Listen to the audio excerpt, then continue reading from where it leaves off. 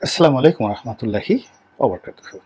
সম্মানিত দর্শক, mister Donald লু অসহায় হয়ে পড়েছেন এবং তিনি এতটা অসহায় হয়ে পড়েছেন যে বাংলাদেশের রাজনীতির যে এই মুহূর্তে মেগা স্টার জনাব সালমান এফ রহমানের বাসায় নৈশভোজে আক্রমণ ঠিক আমন্ত্রণ গ্রহণ করে আক্রমণ উচ্চারণ হয়ে গেছে।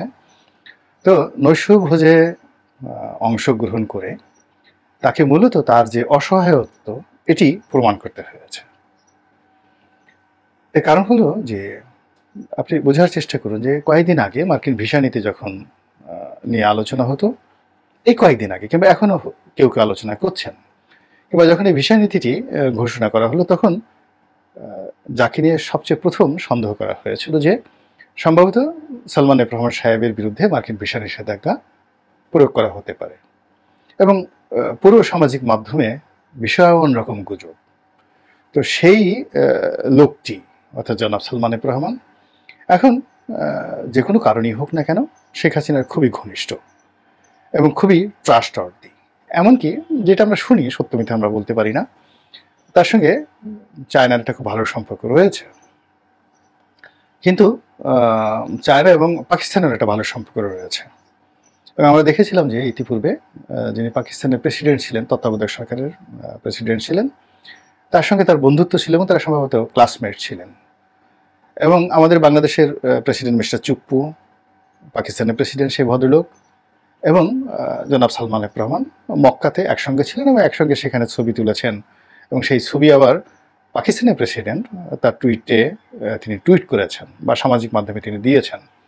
তো সালমান এফ রহমান সাহেবকে যাই বলেন না কেন, একজন প্রেসিডেন্টের বন্ধু হওয়া একটা দেশের চারটি কথা না আবার আরেকটা দেশের প্রেসিডেন্ট, মানে বাংলাদেশের প্রেসিডেন্ট আবার সালমান এফ রহমান সাহেবকে মাঝে রেখে একদিকে চুপ্পু সাহেব বাংলাদেশের প্রেসিডেন্ট, অন্যদিকে আবার আমেরিকার মানে পাকিস্তানের প্রেসিডেন্ট, মধ্যে সালমান এফ রহমান। তো এখানে একটা নিদারুণ রসায়ন রয়েছে। আপনি তাকে কোনো অবস্থাতেই বাংলাদেশের এই মুহূর্তের যে তার যে গুরুত্ব, সেই গুরুত্বকে আপনি অস্বীকার করতে পারবেন না। তো এই মানুষটিকে ভারত অপছন্দ করে এরকম প্রচারণা রয়েছে এবং অনেকে বলার চেষ্টা করেছে যে প্রধানমন্ত্রী যখন যান, ভারতে যান, তখন সালমান এফ রহমান সাহেবকে আসলে কর্নার করে রাখা হয়। এর কারণ হলো সালমান এফ রহমান সাহেব মূলত পাকিস্তান লবি এবং চীনের যে লবি এই দিকটিতে স্ট্রং। তো সেই দিক থেকে আমেরিকার অপছন্দের তালিকায় সালমান এফ রহমান সাহেব থাকা খুবই স্বাভাবিক বিষয়। আর সালমান এফ রহমান সাহেবের যে ব্যবসা বাণিজ্য এবং তার সম্পর্কে যে সকল সুনাম দুর্নাম রয়েছে সবই আমেরিকার সঙ্গে আসলে যায় না। আমেরিকা যে কথাগুলো বলে সেই কথাগুলোর সঙ্গে আসলে সালমান এফ রহমান সাহেবের যে ব্যবসায়িক পরিধি, তার বিরুদ্ধে অভিযোগ, এগুলো আসলে কন্ট্রাডিক্ট করে।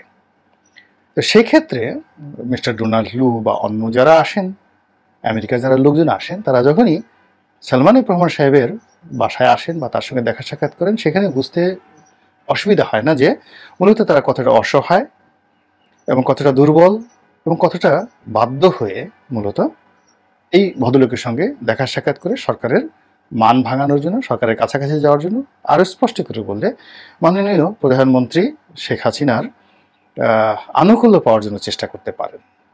এটি খুব সহজে বোঝা যায়।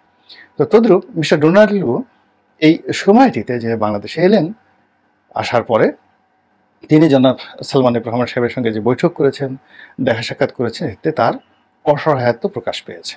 This is one. Second thing হলো, যিনি বাংলাদেশের মিস্টার পিটার ডি হাস আছেন, তিনি চলে যাচ্ছেন। হয়তো আরও 2 মাস থাকবেন, 4 মাস থাকবেন বা 6 মাস থাকবেন, এমনকি 1 বছরও থাকতে পারেন।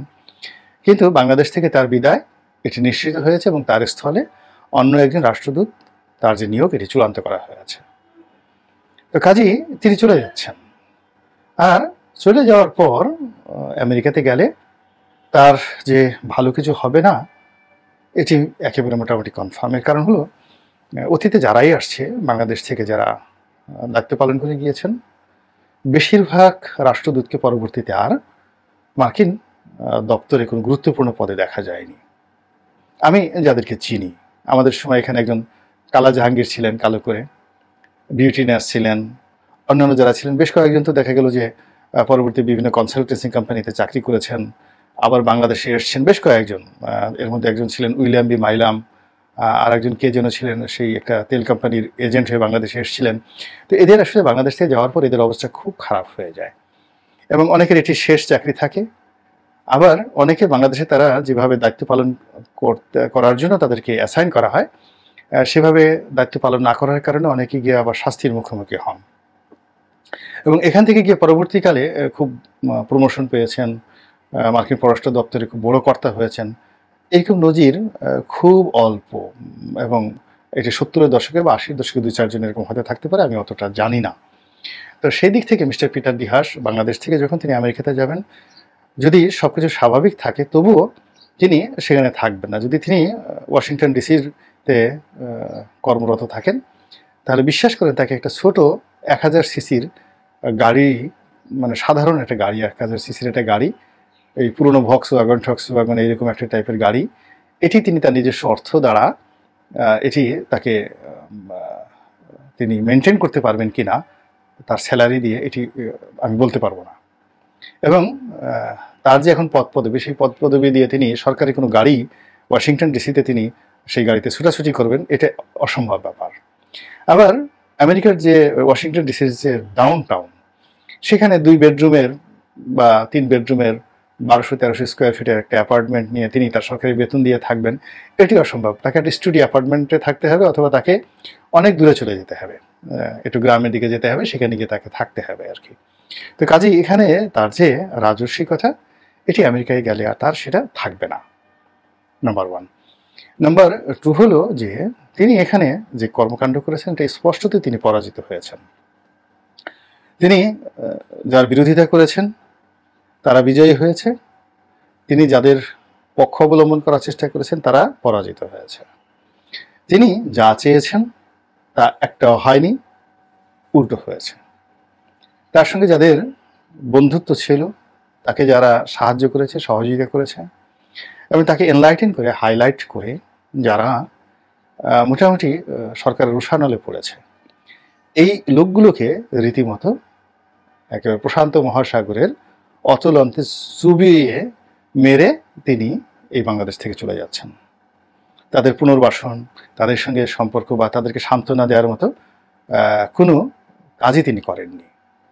অধিকাংশ যেটি হচ্ছে, এই মিস্টার ডোনাল্ড যে সাম্প্রতিক সময় বাংলাদেশে এলেন, তিনি যে লোকগুলোর সঙ্গে বসলেন, সেখানে কেন বদিউল আলম সাহেব নেই, বদিউল আলম মজুমদার নেই, বা অন্যান্য যে সমস্ত লোকদের সঙ্গে তাদের সচরাচর দেখা সাক্ষাৎ হয়, তাদের সঙ্গে কেন এই বৈঠকটা হলো না, এটি নিয়ে কিন্তু সরকারের যে বিভিন্ন গণমাধ্যম আছে, বিভিন্ন পোর্টাল রয়েছে, তারা রীতিমতো গবেষণা করছে, টিক্কা কাটছে, টিপ্পনি কাটছে, ঠাট্টা করছে, মস্করা করছে। আলটিমেটলি এটি মিস্টার পিটার ডি হাসকে প্রশ্নের মুখোমুখি করে দিচ্ছে। তো যা হোক, এখন এরপরে কিন্তু mister Peter D Haas Bangladesh ব্যাংকে যাচ্ছেন, এরপরে আমাদের নারী ক্রিকেট দলের সঙ্গে দেখা সাক্ষাৎ করছেন, যতটা সম্ভব তিনি ভালো পোশাক আশাক পরার চেষ্টা করছেন, হাসি খুশি থাকার চেষ্টা করছেন, এবং নিজেকে অনেকটা মুভমেন্টের প্রতি রাখার চেষ্টা করছেন। আবার তার যে কলিগ মিস্টার ডোনাল্ড এলেন, তিনি যখন এলেন তখন তার চেহারার মধ্যে একটা ক্লান্তি, একটা বিধ্বস্ত ভাব, মুখ কেমন যেন উসখুস করছিল, চামড়া কুচকিয়ে গিয়েছিল। তো ওই বিধ্বস্ত শরীর নিয়েও তিনি প্রাণান্ত চেষ্টা করেছেন হাসার জন্য। তিনি কথা খুব সংযত করার চেষ্টা করেছেন, সংক্ষিপ্ত করার চেষ্টা করেছেন, খুব সতর্ক থেকেছেন যেন বেফাস কিছু তার মুখ দিয়ে বের না হয়ে যায়। তো এই কাজ করেও মিস্টার লু তার দুর্বলতা তিনি ঢেকে রাখতে পারেননি, অসহায়তাটাই এখানে বারবার প্রকাশিত হয়েছে। তিনি বাংলাদেশে কোনো কিছু করতে পারেননি, আমেরিকা যা চেয়েছে তা হয়নি, তিনি নতুন করে আবার শুরু করতে চান, সম্পর্ক স্থাপন করতে চান। এই অফার অ্যান্ড অ্যাকসেপ্টেন্স, তিনি এই অফারটা, আমরা যেটা আইনের ভাষায় বলি যে একটা চুক্তি করার জন্য আগে একটা অফার থাকতে হবে, তারপর সেটা অ্যাকসেপ্ট হতে হবে। তো বাংলাদেশের পক্ষ থেকে এই মুহূর্তে আমেরিকার জন্য কোনো অফারই নেই, কোনো দেবে করবে বন্ধুত্ব চাই এটা ওটা, বরং লিডার্স জনাব ওবায়দুল কাদের বলে ফেলছেন যে আমাদের আমেরিকাকে গণনা করার সময় নেই, আমেরিকাকে পাত্তা দেওয়ার সময় নেই, আমেরিকার ভিসা নিষেধাজ্ঞা ওই সমস্ত আমরা পরোয়া করি না। শেখ হাসিনা ওগুলো পাত্তা দিয়ে রাজনীতি করেন না, ডাইরেক্ট। এরপর আর কথা থাকে না। এরপরে কথা বলতে যদি কেউ বলতে হয়, তাহলে কান ধরে আচ্ছা মতো মুসড়িয়ে বলতে হয় তোকে কিন্তু কান মলে দিলাম, অথবা গালের উপর ফটাস করে ঠাস করে একটা চড় বসিয়ে দিয়ে বলতে হয় যে তোর তো এত আকার ইঙ্গিতে বললাম, তুই তো বুঝলি না যে আমি তোকে অপমান করতে চাই, আমি তোকে মারতে চাই। তো কাজেই অন্য কোথাও মারলাম না, তোর গালের উপর একটা চড় বসিয়ে দিলাম, এবার কি তুই বুঝতে পেরেছিস যে তোকে অপমান করা হয়? তো এইরকম অবস্থায় যাওয়ার আগে মানুষ সাধারণত যে ধরনের খিস্তি খাউল করে ওইরকম শব্দ এখন আমেরিকার বিরুদ্ধে শাসক মহল থেকে কিন্তু ব্যবহৃত হচ্ছে। এসে আর অবমাননাকর কোনো বক্তব্য থাকতে পারে না আমেরিকার সম্পর্কে। কাজেই সরকারের পক্ষ থেকে আমেরিকার জন্য কোনো প্রস্তাব নেই, অফার নেই, আর আমেরিকা এটা একসেপ্ট করবে ওইরকম কোনো কিছু নেই। এখানে পুরোটাই আমেরিকার কাছে। এখন ভিসা নিষেধাজ্ঞা তো আমেরিকা দিয়েছে, র্যাবের উপর স্যাংশনে আমেরিকা দিয়েছে। তো এটা বাংলাদেশ বলছে যে ঠিক আছে ওগুলো তুলে নাও, এটা সে সংগঠনে বলতে পারে, এটা তো কোনো অফার নয়, আর এটা একসেপ্ট করার বিষয় নয়। এটা হলো একটা অ্যাক্ট, যেটা একটা ক্রিয়া। সে ক্রিয়ার বিপরীতে বাংলাদেশ প্রতিক্রিয়া দেখিয়েছে। আর এই ক্রিয়াটা যেহেতু শুরু করেছে আমেরিকা, খেলাধুলাটা শুরু করেছে আমেরিকা, এটাকে শেষ করতে হবে বা এটার জবনিকাপাত করতে হবে আমেরিকাতেই। কাজেই ভিসা নিষেধাজ্ঞা নিয়ে, র্যাবের স্যাংশন নিয়ে বাংলাদেশের যে বক্তব্য, এটি মূলত কোনো অফার নয়। তো অফার অ্যান্ড অ্যাকসেপ্টেন্স, আইনের ভাষা, এই দুটো যদি না হয় সেখানে কোনো চুক্তি হয় না। তাহলে অফারটা কে দিল? মিস্টার পিটার ডি হাস দিচ্ছে, বিমান কেনার অফার দিচ্ছে, আরও অনেক অফার দিচ্ছে। এরপর আমরা যেগুলো শুনছি, মিস্টার লু অফার দিচ্ছেন, এটি বাংলাদেশ একসেপ্ট করবে, তাহলে সেখানে একটা চুক্তি হবে। কিন্তু বাংলাদেশ কি কোনো একসেপ্ট করেছে? কিচ্ছু করেনি, কিচ্ছু করেনি। না করার ফলে কি হলো? এই যে ডোনাল্ড ট্রাম্পের যে অফারটি, এটি ভয়েড হয়ে গেল, ইনভ্যালিড হয়ে গেল, বাতিল হয়ে গেল, মূল্যহীন হয়ে গেল। আর মিস্টার ডোনাল্ড ট্রাম্প অসহায় হয়ে পড়লেন। এটাই আইনের ভাষা, এটাই কূটনীতির ভাষা। এর চেয়ে আর সরল বাংলায় বোঝানোর ক্ষমতা আমার নেই। আর কেউ যদি এর চেয়ে বেশি বুঝেন সেটা তার ব্যক্তিগত বিষয়। তো কাজেই ডোনাল্ড ট্রাম্পের এই অসহায়ত্ব আর এই যে মিস্টার পিটার ডি হাস, তার যে সে পরাজয়, এই পরাজয়ের পরেও তারা কিন্তু ফুস করছেন, ফাঁস করছেন, ভো করছেন, ভা করছেন। তো ফুস ফাঁস ভো ভা এগুলো নিয়ে অনেক সুন্দর সুন্দর গল্প রয়েছে আমাদের দেশে। তো সেই ফুস করেন আর ফাঁস করেন, ভো করেন আর ভা করেন। আওয়ামী লীগ কিন্তু ছাড়ছে না, নাহি ছোড়েঙ্গা। তো এই যে এটা একটা গল্প, আমি আর লোভ সামলাতে পারছি না। সেটা হলো সাইদি, জনাব দেলোয়ার হোসেন সাইদি সাহেবের একটা ওয়াজে আমি এটা শুনেছি। সে হলো আমাদের দেশে একসময় কাবুলিওয়ালারা থাকতো। তো তারা ব্যবসা বাণিজ্য করতেন, সুদের ব্যবসা করতেন, দাদনের টাকা দিতেন। তো এমনি এক কাবুলিওয়ালা জামের মরশুমে জাম গাছের নিচ দিয়ে যাচ্ছেন। তো হঠাৎ করে দেখলো যে জাম গাছে একটা লোক বসে টুসটুসে পাকা জাম খাচ্ছে। তো সে খুব অবাক হয়ে বললো যে তুমি কি খাচ্ছ? বলে আমি জাম খাচ্ছি। তো বলো যে আমি কি খেতে পারি? বলে কেউ নেই। অবশ্যই পারো, আসো আমার মতো গাছে উঠো, জাম খাও। তো সে জাম গাছে উঠলো এবং জাম খাওয়া শুরু করলো। তো আপনি তো জানেন যে জামের আকৃতি, তো জামের আকৃতির মতো এক ধরনের পোকা আছে ভীমরুল, যেগুলো বড় বড় পোকা, ফুল ফুটায়। তো এরকম বড় বড় হাত দিয়ে কাবলিওয়ালা জাম খাচ্ছে। তো এরকম জাম খেতে খেতে ওই জামের মধ্যে ওইরকম একটা পোকা ধরে পড়েছে। কিন্তু এতক্ষণ জাম খেয়েছে, জামের কোনো শব্দ হয়নি। কিন্তু এই মুহূর্তে সে যে পোকাটা যখন হাতের মধ্যে নিয়েছে, ওটার শব্দ হচ্ছে এবং সে মনে করলো যে জাম লাফাচ্ছে, সে ওটাকে চেপে ধরলো আচ্ছা মতো। আর ওই তার মুষ্টির মধ্যে সেই পোকাটা আটকা পড়েছে এবং সে চিৎকার করছে, ভো ভো করে শব্দ করছে। তখন সেই কাবলিওয়ালা বলছে ভো করো আর ভা করো, ছোড়েঙ্গা নেই। তো এইরকম এখন আওয়ামী লীগের যে বিজয়, এই বিজয়ের মধ্যে পিটার ডি হাস বা মিস্টার লু যতই ফোঁসফাঁস করেন না কেন, তাদের কিন্তু ছাড়া হবে না। এবং অতীতকালে যেটি সুরঞ্জিত সেনগুপ্ত বলেছেন যে বাঘে ধরলে বাঘে ছাড়ে, কিন্তু শেখ হাসিনা ধরলে কিন্তু ছাড়ে না।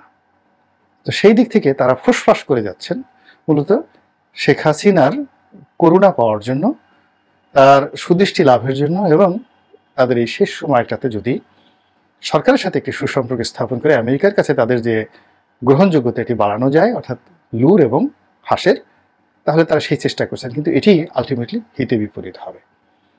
এবং শেখ হাসিনার যে ক্যারেক্টারিস্টিক্স, অর্থাৎ তাকে চাপ দিয়েও কাজ করা যাবে না, আবার তার কাছে গিয়ে যদি হাত পা ধরা হয়, পা ধরে সালাম করা হয়, মাপ চাওয়া হয়, সেক্ষেত্রে তিনি কাউকে ক্ষমা করে আবার তার সঙ্গে নতুন করে করেছেন, এটাও তার চরিত্রের মধ্যে নেই। তিনি সবসময় খেলতে পছন্দ করেন নতুনদের সঙ্গে, নতুন নতুন রিক্রুটমেন্ট। ফলে অনাগত দিনে লুয়ের পরিবর্তে টু আসবে, হাঁসের পরিবর্তে ফাঁস আসবেন, তাদের সঙ্গে তিনি আবার নতুন করে খেলবেন। কাজেই ওনাদের যে ফুস, ওনাদের যে ফাঁস, এটি বাতাসে মিলিয়ে যাওয়ার সম্ভাবনাই খুব বেশি। আল্লাহ আমাদের সবাইকে হেদায়েত দান করুন এবং হেফাজত করুন। আসসালামু আলাইকুম ওয়া রাহমাতুল্লাহি ওয়া বারাকাতুহু।